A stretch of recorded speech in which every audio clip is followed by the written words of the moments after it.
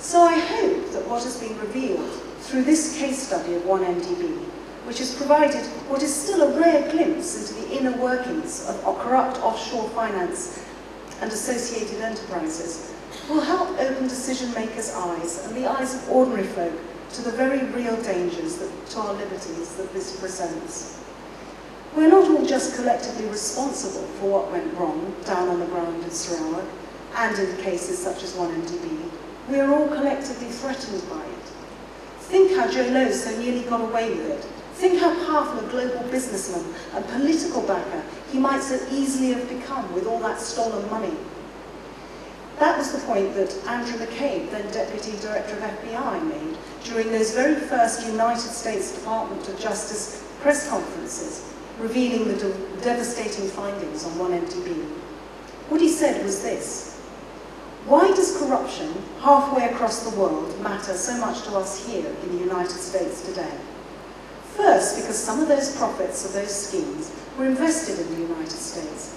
And when corrupt officials bring their ill-gotten gains, they also bring with them their corrupt practices and disregard for the rule of law.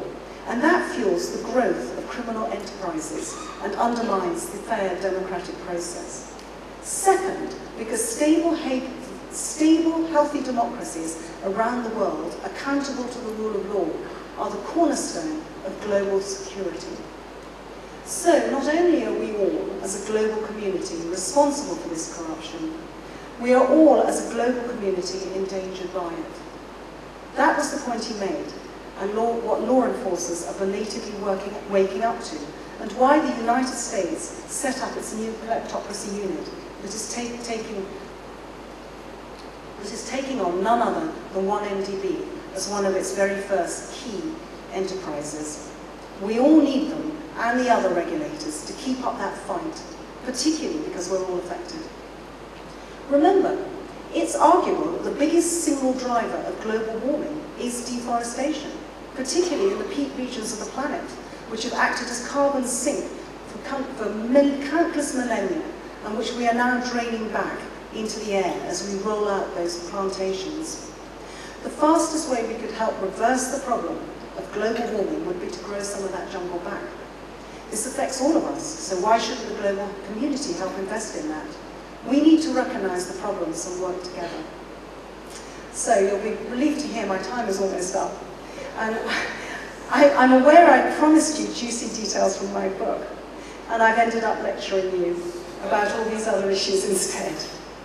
But at least you've worked out the motive behind why I undertook what to many seemed to be a crazy project to expose corruption in distant East Malaysia, where I grew up.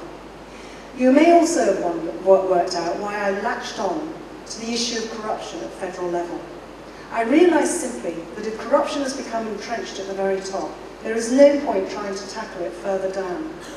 One example, in 2012, well before I turned to 1MDB, I had, thanks to more help from that quiet army of informants, and I think one of them may be here today, provided a full expose, including copious bank details, showing how tens of millions of dollars in timber kickbacks from Sabah had gone into the Zurich bank accounts of certain prominent political figures. However, Najib Razak's PN government took zero action. We know why. It was a matter of safe deposits, both in the political sense and in the financial sense as well. So when I got the opportunity to dig into a scandal that exposed the problem of corruption right at the heart of Malaysian central government, I went for it.